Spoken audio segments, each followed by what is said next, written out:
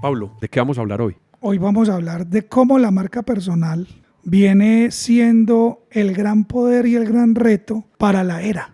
Resulta que es que los principales cambios de la humanidad de esta era lo están desarrollando, o por lo menos los están provocando las personas. Y los medios digitales también, ¿no? Claro, porque los medios digitales usados por estas personas permiten que haya influencia, ¿sí?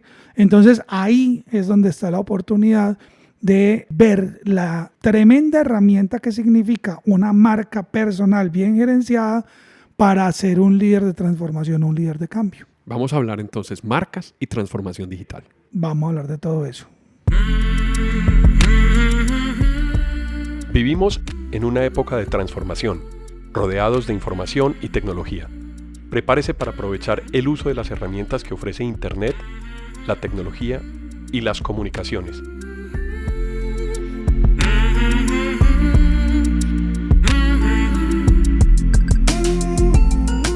Conózcalas y aprenda cómo usarlas mejor. Bienvenidos.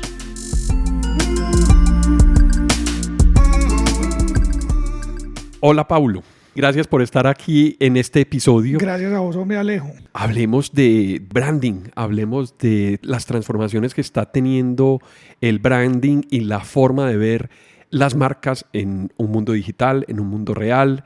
¿Por qué no nos hablas un poquito de eso? Y tenía sobre la mesa un tema que es Design Thinking, como para que empecemos a hablar sobre ese tema.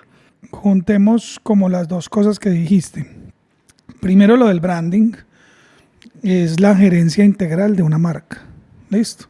Eso es en resumen. Tiene un poco más de fama y es un poco más famosa esa palabrita como por su nombre, su anglicismo y todo lo demás, y porque la gente se siente bien diciendo branding.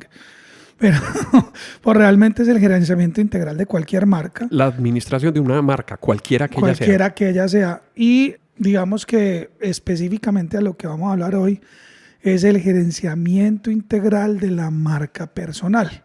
Porque entonces uno empieza a preguntarse, ¿y qué es marca personal? Porque como estamos también de moda ya para seguir con la modalidad en inglés, personal branding. Porque aparecen, me imagino que los youtubers, aparecen claro, los influencers, claro, aparecen una cantidad de roles que no existían antes del mundo digital. Esa marca se vuelve importante básicamente porque cada uno de los humanos del mundo demostró tener una influencia. Ya es trazable, medible, y esa influencia ni siquiera tiene que ver con la cantidad de personas que hablen sino con la calidad de caso que le hacen. Porque hay personas que, por ejemplo, pueden tener... O sea, es mejor la calidad que la cantidad, estás diciendo ahí. Yo no me atrevo a decir que el uno o el otro, porque también hay personas que tienen poca calidad de caso, pero una enorme calidad de alcance. O sea, llega muchísima gente, entonces pues son unos difusores. O sea, en el mundo de las marcas, en el universo digital, desde lo medible, se encasillan las personas en diferentes formatos y no por ello uno es bueno o es malo. Hay unos que son difusores, hay otros que son promotores de transformaciones y así sucesivamente, hay otros que solo son replicadores. O sea, hay muchas aplicaciones de una marca. Muchísimas en el mundo de lo digital, y entonces al meternos en este mundo de lo trazable, de lo medible, aparece entonces ese poder del humano que antes como que no se veía.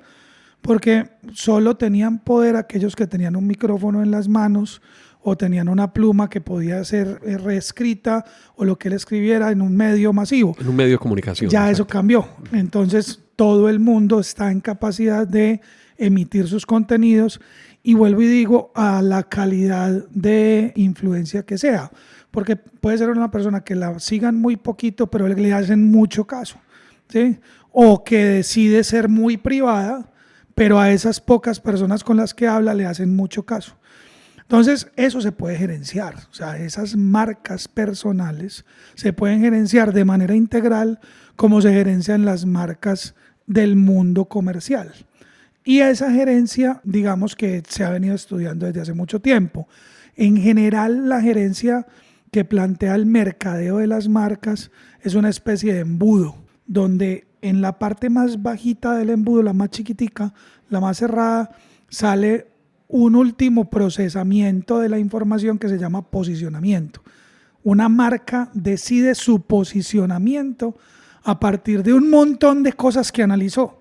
Entonces, por eso es como un embudo, porque por la boca más ancha entra muchísima información y eso se va procesando.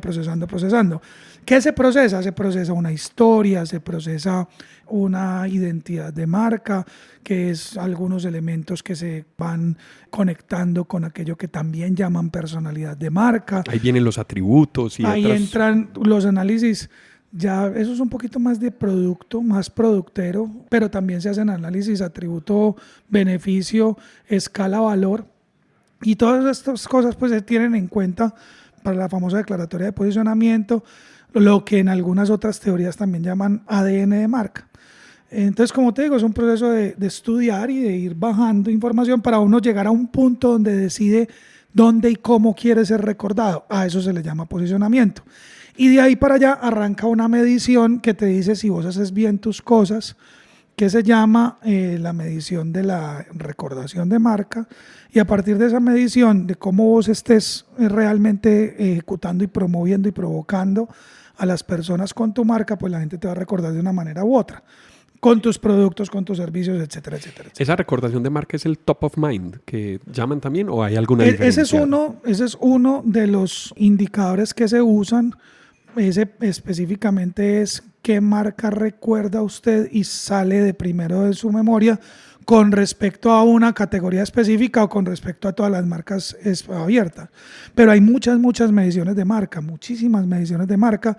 Incluso hay unas que son un poco más sentimentales en términos de qué tan cerca o lejos siente usted que esa marca está en su vida. Entonces, hasta ahí va el mundo de la marca. El mundo de las personas también pueden hacer su paralelismo para ver cómo se administran y cómo se manejan. Ahora es decir, bien, aplicar esa misma metodología de gerenciamiento.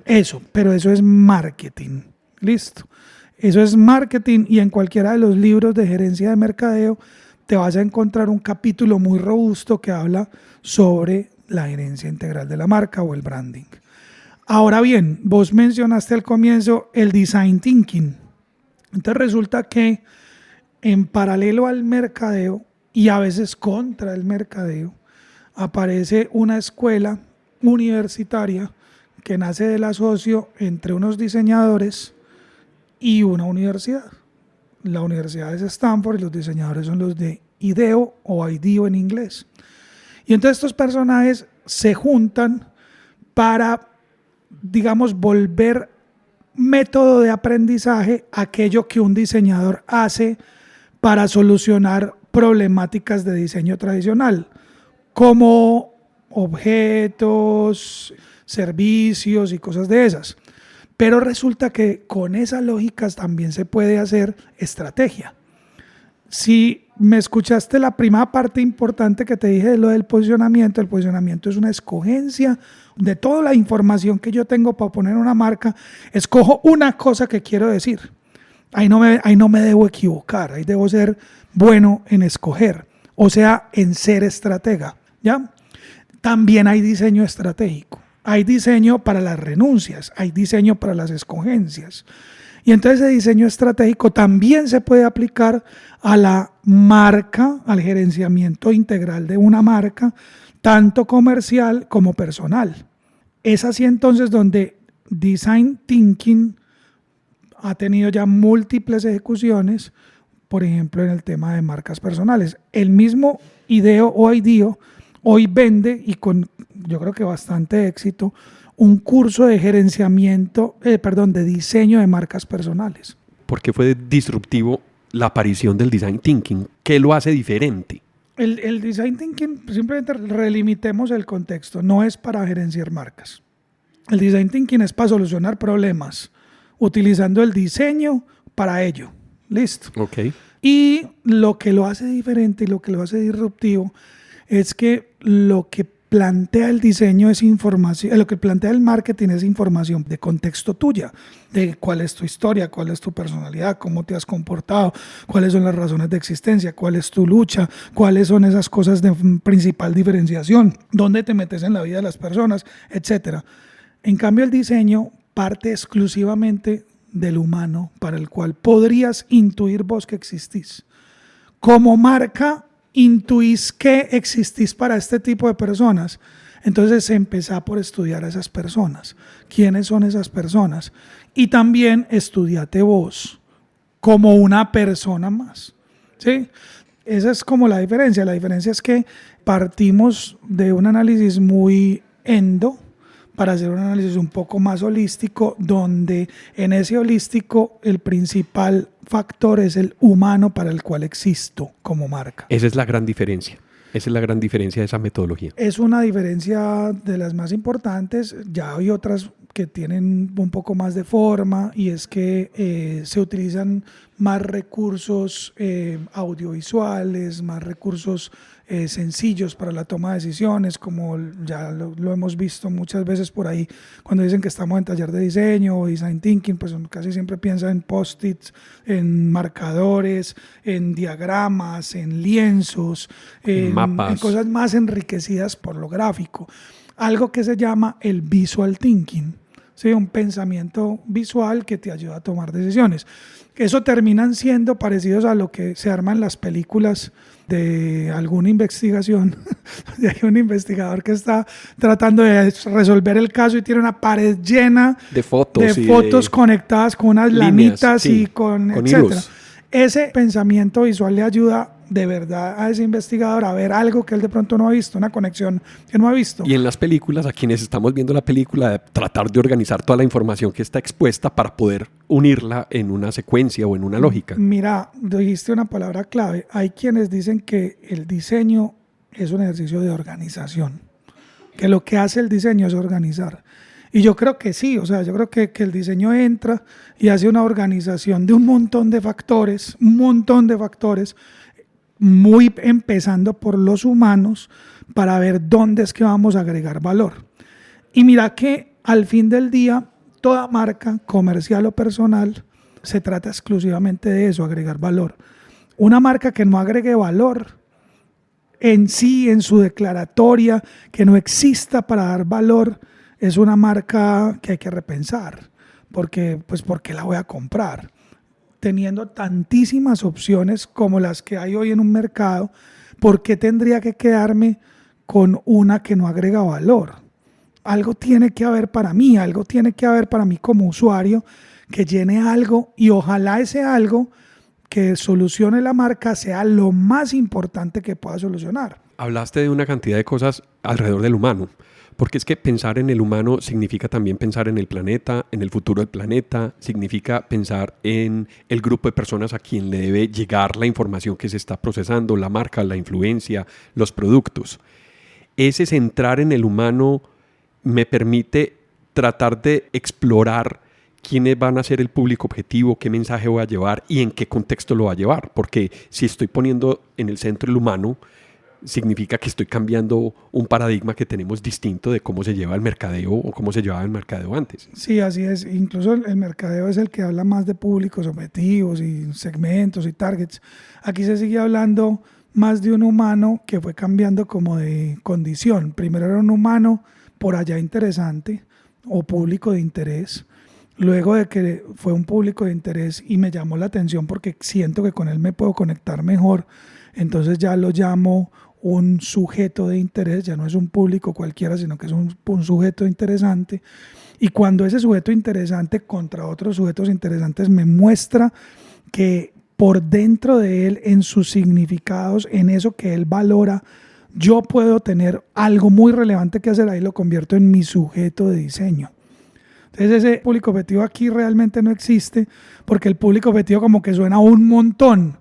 No, en diseño se trabaja para la particularidad, para un sujeto de diseño, y ese sujeto de diseño al cual le estoy solucionando la vida con algo que para él es importante y yo puedo hacer, eso que para él es muy importante, pues a lo mejor puede resultar siendo importante para otros. Entonces ahí es donde aparece el típico ejemplo de Steve Jobs. Steve Jobs no le hacía caso a lo que los públicos objetivos quisieran. O sea, si le hubiera hecho caso a lo que los públicos objetivos querían, no hubiera diseñado el iPhone. pues no hubiera sido posible, porque los públicos objetivos querían celulares como los Nokia, que eran resistentes a las caídas y rebotaran y llegaran a la mano Con impecables, teclas feos. con pilas que durasen mucho, pequeños. O sea, él no le hizo caso a nada de eso. Él dijo, yo soy mi sujeto de diseño y lo que a mí no me parezca basura, pues eso es lo que voy a sacar. Y eso hace los diseñadores tradicionales tal vez casi genios, personas para las cuales lo que a ellos les soluciona una parte de la vida se la soluciona a una gran cantidad de personas en el mundo. Acá la técnica del design thinking con la filosofía del Human Centered Design, que son dos cosas diferentes, una filosofía de tener siempre el humano en el centro de todos los diseños, y las múltiples técnicas que tiene el design thinking, lo que te permiten es gerenciar como si fueras Steve Jobs y tomar decisiones como si fueras Steve Jobs, sin necesidad de que vos seas el sujeto de diseño, sin necesidad de esas genialidades. Ahora, no quiere decir que la perfecta ejecución de eso te va a llevar a producir un iPhone cada que tengas a producir, a diseñar algo, pero probablemente vas a quedar más cerquita en que ese producto, solución, marca que hagas, servicio, lo que sea, pues va a quedar como más conectado con ellos. Ahí es donde está. Entonces, digamos, es la gran introducción. Las marcas personales hoy por hoy en el mundo son tal vez más importantes que las marcas comerciales.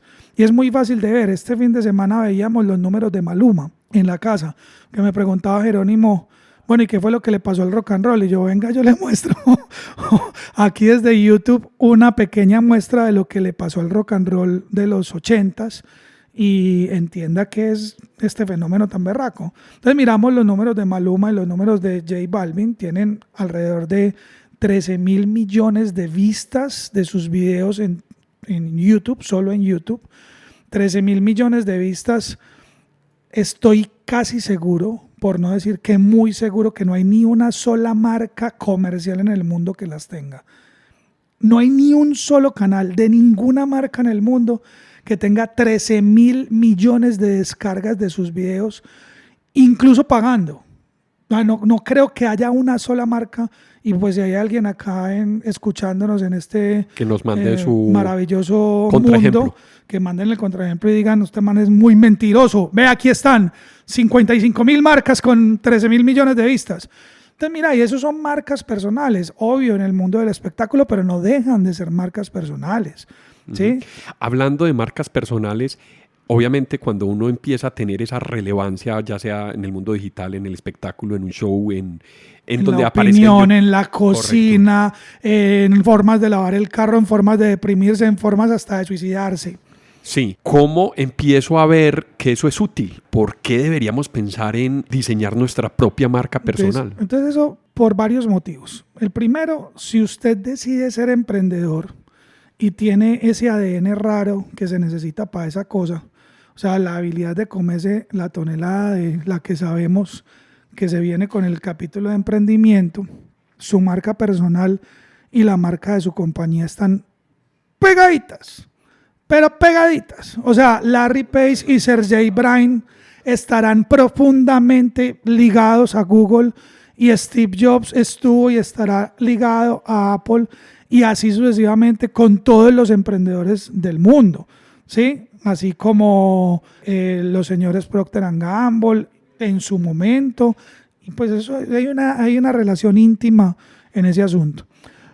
Entonces, mal haría usted, si quiere ser emprendedor, en descuidar su marca personal, porque aquello que vaya a emprender va con su marca personal. Lo van a relacionar sí o sí. Es inevitable. O sea, es un ancla o es un cohete que usted le puso a lo que creó. Esto es hecho por Alejo. Ah, no, mijo, eso va a salir emberriondado. Esto es hecho por Alejo. Ah, no, eso no va a salir. Pues no va a funcionar. ¿Sí? Eso es lo primero. Lo segundo, si usted decide ser empleado, como la mayoría de las personas del mundo, que a pesar de la fiebre del emprendimiento, la mayoría del ingreso de las personas del mundo es vía empleo o algo parecido, pues como contratación de servicios o desalarizados, pero bueno, algo parecido a eso. Todo lo que usted haga para una compañía va a terminar siendo lo que usted dejó con su nombre en esa compañía. Su huella. Y usted va a terminar siendo un miembro de ese microcosmos, inevitablemente. Entonces, Y fíjese, usted va a ejercer una influencia alrededor de ese microcosmos. Y mire, para seguir con el caso de Google, Google tiene gentilicio, Googler. Los empleados de Google son Googlers y son orgullosos de ser Googlers, ¿sí? Porque son muy poquitas los espacios para ir a trabajar allá.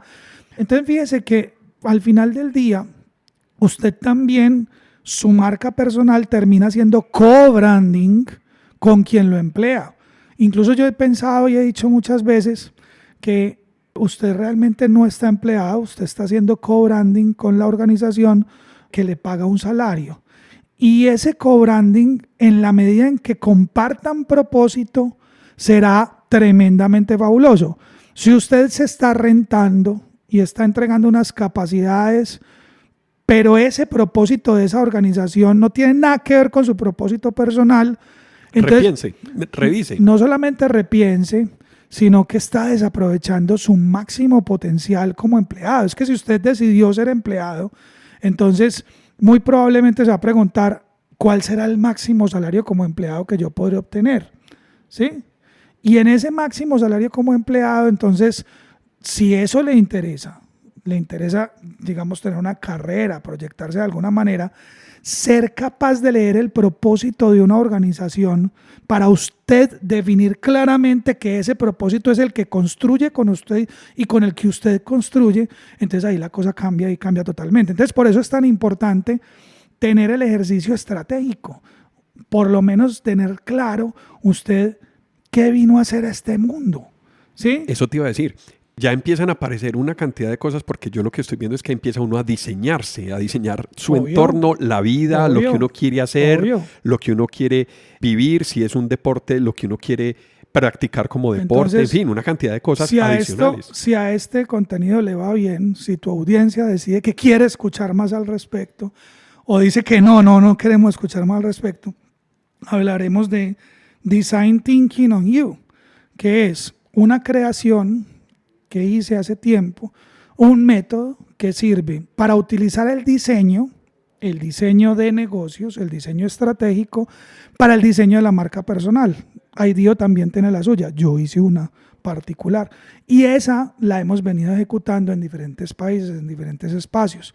Tiene un valor interesante y comentarios muy interesantes, a quien quiera se los comparto con algunas personas que ya pasaron por ahí.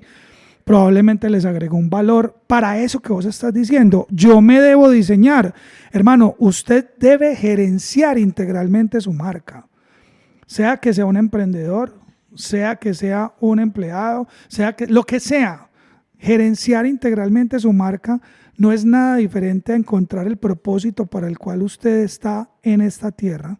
Y con ese propósito, en el viajecito que le tocaron, que si usted lo divide entre módulos de 7 años, es un viaje muy corto.